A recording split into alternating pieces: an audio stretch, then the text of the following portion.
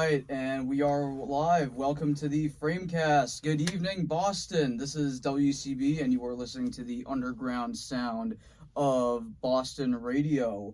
On this week's new episode, we are introducing someone new, Caleigh Mckrink. She is the director of a new documentary, a BFA thesis called "The Woman I Know." Thank you so much for coming, Caleigh. Thank you for having me. Oh my God. I'm so excited. Yeah, so obviously, this is a project I imagine that you've been working on for a long time. So, right off the bat, I'm just curious. Tell me a little bit about yourself and how you got your start at Emerson, really. Um, I I'm from New York originally, and I applied to like 6 schools when I was looking at colleges, and my cousin had gone to Emerson for film, so that's how I knew about Emerson. And then I was choosing between Purchase and Emerson, but I wanted to get out of New York, so I ended up in Boston. I think I made the right decision. Yeah, it's definitely a way more chill city than New York. Yeah, I would say so. I miss my city though. Yeah, I mean, New York definitely has its quirks. I'm from Brooklyn, and I mean, the subway, I definitely won't miss the characters on that one, that's for sure. Oh, you gotta love them though. I You mean, have to love them. one time, a crazy story, completely unrelated, but this was before I even started at my old college. But this one time, I was just riding from the subway, Hmm. on, and I was coming back from a movie. I remember this, and this one guy, I remember, like halfway to my station, this we stop at another station, and this dude comes in, and like he announces that I'm raising money for my dance tuition, and then he does this whole gymnast routine. He You does always like have those dancers backflips. on the subway. This dude is doing backflips and like everything, like turned into Spider-Man all of a sudden. It's crazy. Yeah, that's crazy. Yeah, so then when I got to Emerson, I originally came to do screenwriting, but then I like rediscovered my love for documentary, and the idea for TWIC came to me in my intro to documentary class, because the first film I ever made, the film I made to get into Emerson, was a documentary. Oh wow, that's really cool. So I'm curious about this path you're taking now. What is the Woman I Know about, succinctly, in your own words? The Woman I Know is a documentary, and it is about the women in my life who raised me. And it asks the question, what does it mean when we say it takes a village to raise a child? And kind of just focusing on the fact that no one created themselves, and that we are like an amalgamation of everyone who's we've ever known and everyone who's ever like been in our lives, from the perspective of someone who can't have kids. Wow, that's some really powerful stuff. Thank Honestly. you. Yeah, it's crazy, and one of the unique things that I've noticed with this movie, with this with this documentary. Sorry, I'm stumbling here. But one thing I noticed is that on your Instagram, you guys had actually been focusing the story in Ireland. So tell me a little bit about that decision. My dad is from Ireland. He was born there. He was born and raised there, and he came to America to be with my mom, actually. So half of my family is still there. So, and so many of those women in Ireland mean so much to me, and I couldn't not include them. And being Irish, and Ireland is such a big part of who I am and like my culture. And it was really important for me to like forefront that a little bit in The Women I Know. Yeah, I'm curious. What are some of the major themes that you hope to explore with this documentary? That's a really good question. I really want to look into personhood and what it means to be a person almost, and what it means to I think an interesting thing in general is just like how the people we know influence who we are, and that's a major theme for me. I think also mother-daughter relationships outside of the biological confines of that mother-daughter relationship's really interesting to me. Like in my the people that we are interviewing, it's not just my family. Like I'm also interviewing my English high school teacher. Hmm. And I think it's like a really powerful and beautiful thing to know that you can be influenced by so many different like amazing people. Yeah, that's really interesting. And I'm curious about like your own relationship with this because you mentioned that Ireland is very much part of who you are. It's part of your culture. It's part of your identity. So I don't know. It must have been a really interesting experience having grown up that way, and then being able to now you're a film student. Now you have these amazing abilities to reimagine that. What was that process like going drawing on those personal experiences to create this? Um, well, it took me a while to know who I wanted to forefront in my documentary. I feel like I can make a 6 hour long documentary, but I had to make the scope of it reasonable. And so I did have to sit down for a while and like think about who I was going to include and why. And I, the first time I went to Ireland, I was 9 months old. You know what I mean? And I just think that there was no way I could tell this story without including that because America's so weird in the fact of like there's no like American culture. I'd say I feel like it's such a mix of where everyone's from and different things. And um, for me, like being Irish and specifically Irish Catholic has always been super important and super fundamental to who I am as a person. And I just don't think I could tell this story in a real and honest way if I didn't include that. Yeah, that's really important. And I'm curious, without like spoiling the documentary, what would you say is your favorite aspect that you're excited for audiences to see? um, oh, that's such a good question. I think I'm really excited for people to be able to relate to it. I think it's such a personal project, but I want to be able to use the um, personal aspect of it to be able to reach broader audiences. I think womanhood and girlhood and the connection that females have to one another is so powerful and so important. And I think these stories that we tell each other when you are a woman and how you communicate with other women is such a fundamental part of being a woman or a femme person. And I think that's I hope that really shines through. Yeah, that's amazing. I mean, think that that aspect of getting to see these voices, which, I mean, unfortunately, female voices for years in cinema have always struggled to Mm-hmm. make themselves heard, and it's always presented, through the male perspective, and so I think that, it must have been a real challenge. Were there any sources of inspiration you drew on to try and create that narrative, to have it be very female centric, to not go into any, to really set itself apart? Yeah, there were a lot of um, films that I drew from, but I originally came up with the idea in that class, and I wanted to do it for the class because I was really missing my mom, and I wanted to tell a story about my mom.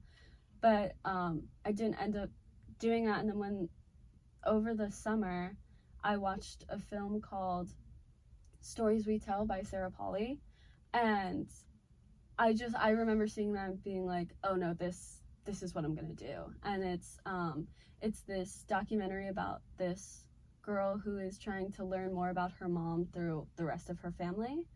Um, and I think I it like blew me away. It's my favorite film.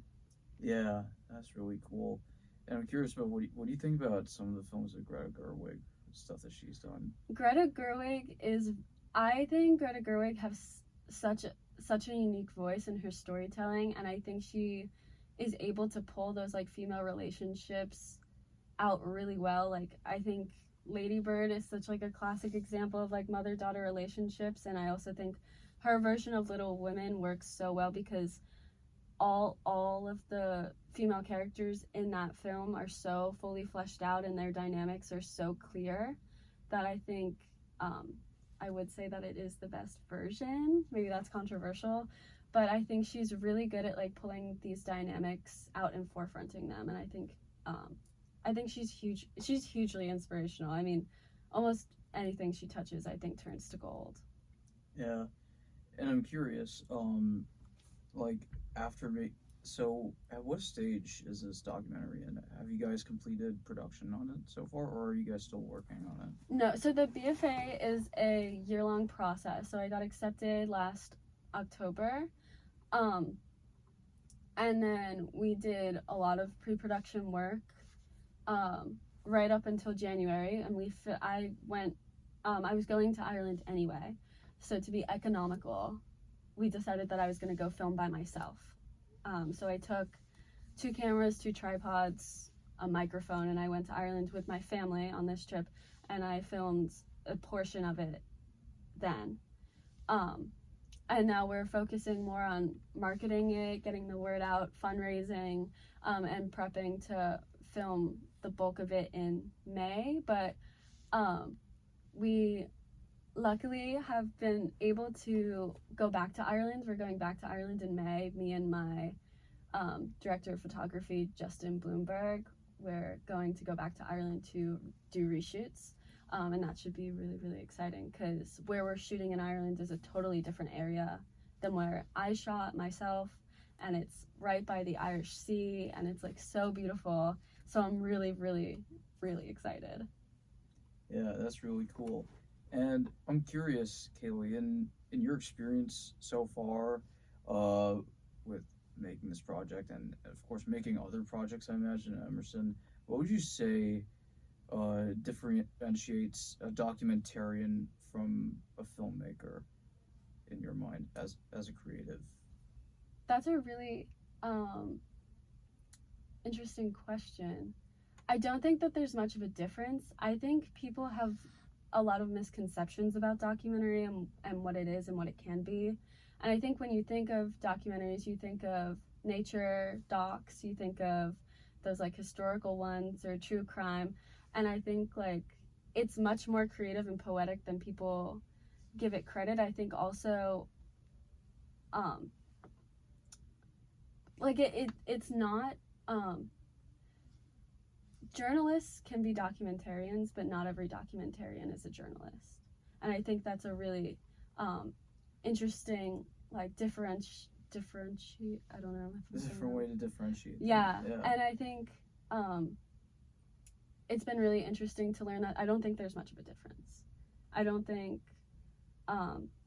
narrative and documentary are all that different when you boil them down. And I think it's really beautiful to be able to take all of this stuff that happens in real life and show it in a poetic, beautiful way, because you can write anything, but nothing is crazier than what happens in real life. Yeah. And yeah, that's amazing. Yeah.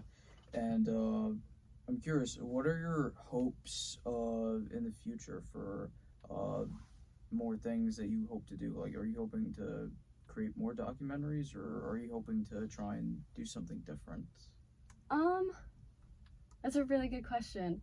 I do hope to make more documentaries in the future. I'm also I've gotten really into social media and marketing in that way. I think unfortunately I do think that word of mouth is dead, and I think that if your social media is not up and running, then you kind of don't exist, which is it sucks. And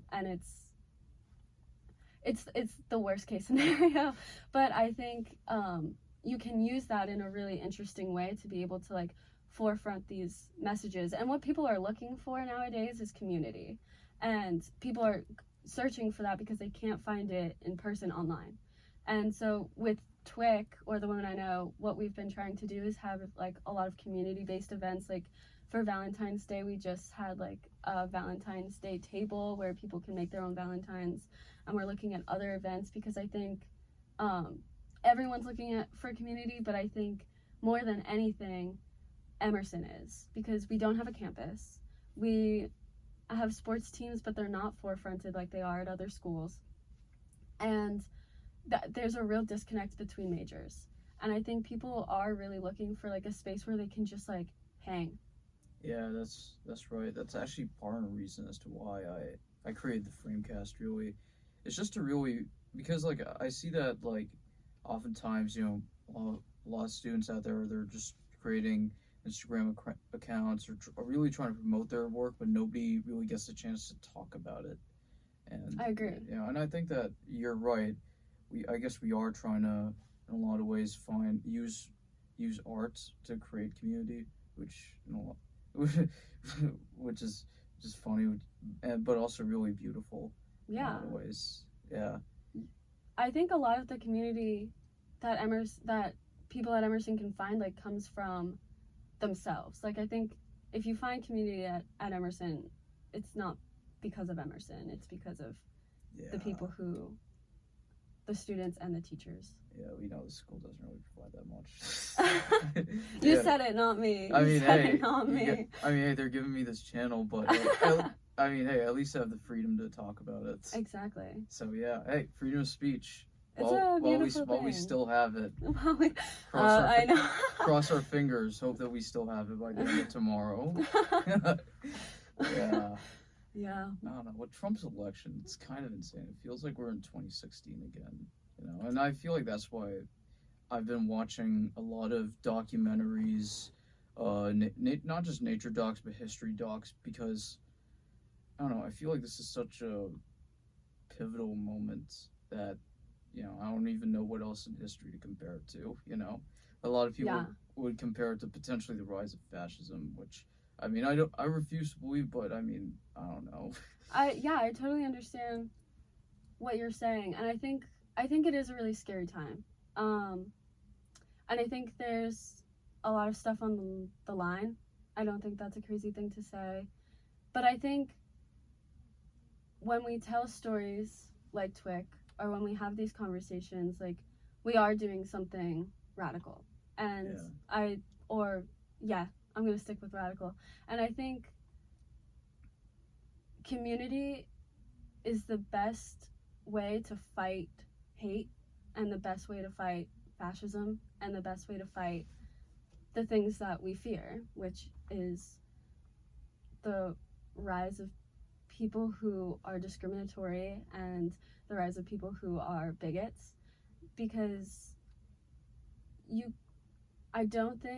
I think hatred comes from this idea that somebody is different than you, and you can't think that if you know someone. And I think when we look at stories like Twick, you know, it is about community, and it is about female community. And I think that's something really important to forefront right now. Yeah, you're right. And I feel like the advantages of these documentaries is that they can, like you said, provide a perspective that not a lot of people are knowing. Because when everyone's really screaming at each other, nobody's really listening. And these documentaries provide an opportunity and a rare moment to listen to people, to listen to the other side, to understand what they're going through. Yeah. Absolutely. I'm in a class called How to Be Human, and we were just talking about this philosopher who focused his study on language. And he said if a lion could speak, you could never understand the lion, because you'll never be able to understand the lion's lived experience. And I think when we talk to each other, whether it's through art or conversation, we are trying to communicate our lived experience to one another. And I think in that respect, there's nothing more beautiful than to listen, because you are trying to understand and what it is like to be someone else. And that's such a beautiful, powerful thing that we can do with one another. Yeah, no, it's really amazing.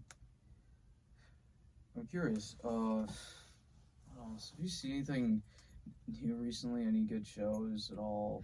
Recently, my roommate has gotten me into Severance. Oh yeah, my roommate's I'm only on the talking first about it too. season, so I'm far behind, but I've been eating it up.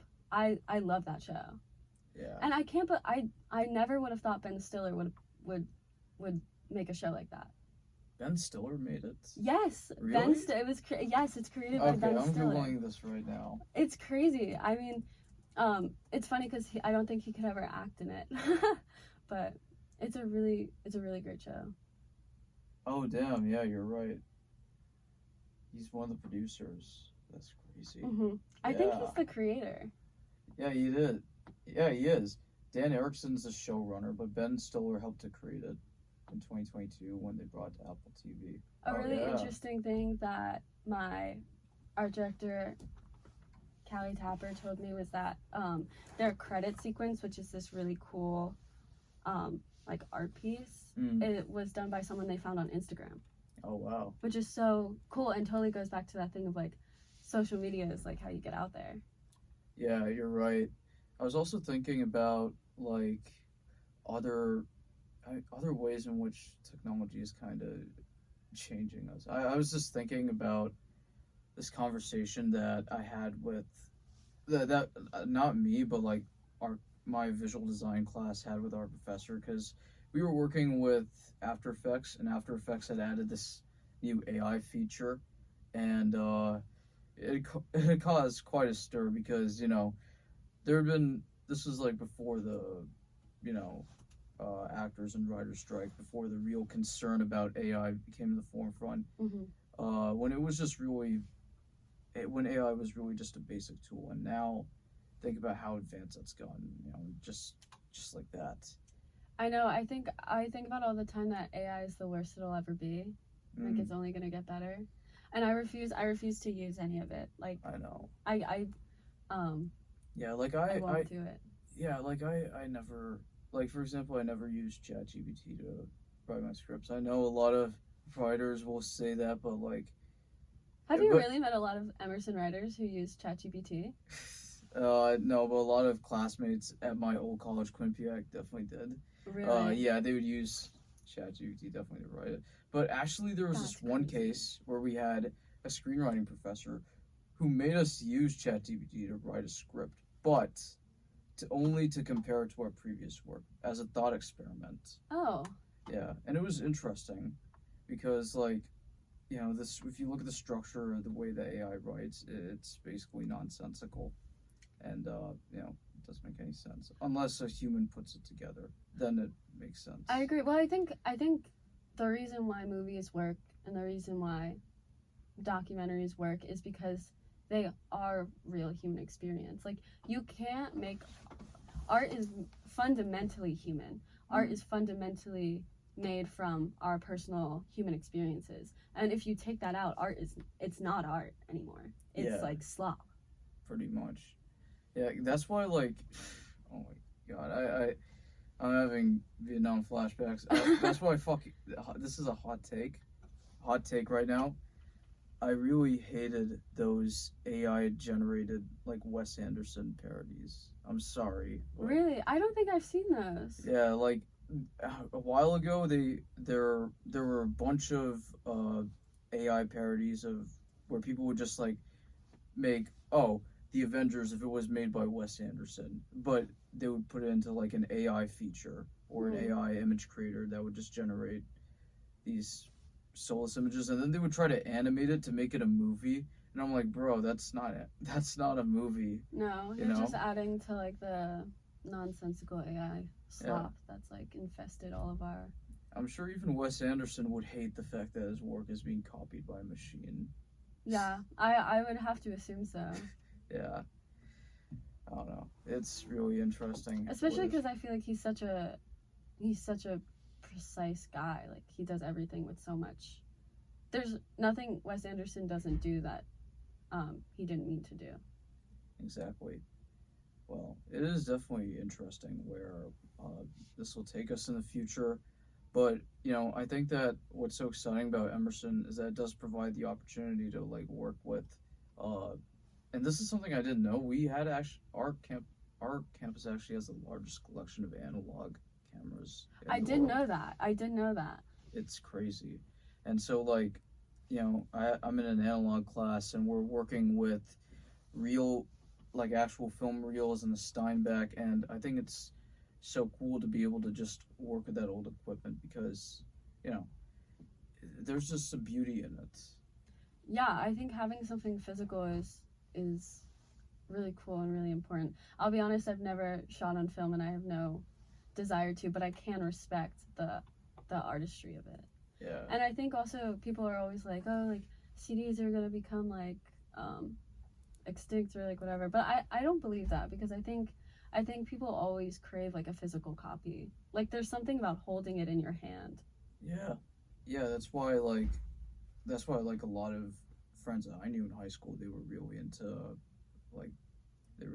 vinyls, and some of them were really into like, what do you call those cameras that immediately like Oh, like the Polaroids. Yeah, Polaroids. Yeah. Oh my God, there wasn't a high school girl that didn't have a Polaroid camera. I should say that I also have a Polaroid camera. Oh wow, that makes you way cooler. Oh, thank you. Oh I'll my take God. it. Yeah, it's just so authentic, and the fact that you have to shake it and then you can actually see the image come to life. It's crazy. When conceptualizing The Women I Know, I did consider shooting on film, but quite frankly, it's too expensive, and I think because you'd have to constantly be buying reels, and Yes. then you have to get it developed, which is even crazier, because you have to pay for, like, you have to book out a studio, you have to go there, you have to sit there for hours to get it developed. I don't think anyone has the patience. One of my executive producers, Alyssa Lowry, says every day that if she was to take over the project, she would shoot it on a Bolex. Oh wow. So, maybe. Who knows? Who knows? Maybe I'll throw a curveball in there. Maybe. Yeah. Well, anyways, I wanted to thank you for coming on to the show, Caleigh. I think that we're really excited to hear about The Women I Know. Thank you. I'm curious about where audiences can watch it.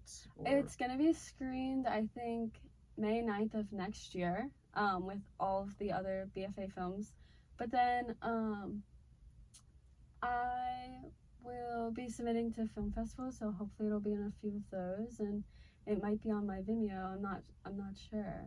I guess you'll have to tune into the Women I Know Instagram, thewomeniknow.bfa, to find out more. But thank you so much for having me. Absolutely, yeah.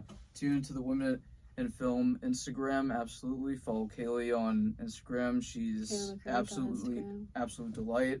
You can find out more about other projects she's working on, as well as more about Women in Film from the Instagram. Thank you so much for having us tonight, Boston. Please stay warm tonight. This wind, it's absolutely killing us. It is. If we're not dead by tomorrow, I would be surprised, frankly. All right. Yeah. This is WCB. You are listening to the FrameCast, the underground sound, Boston Radio.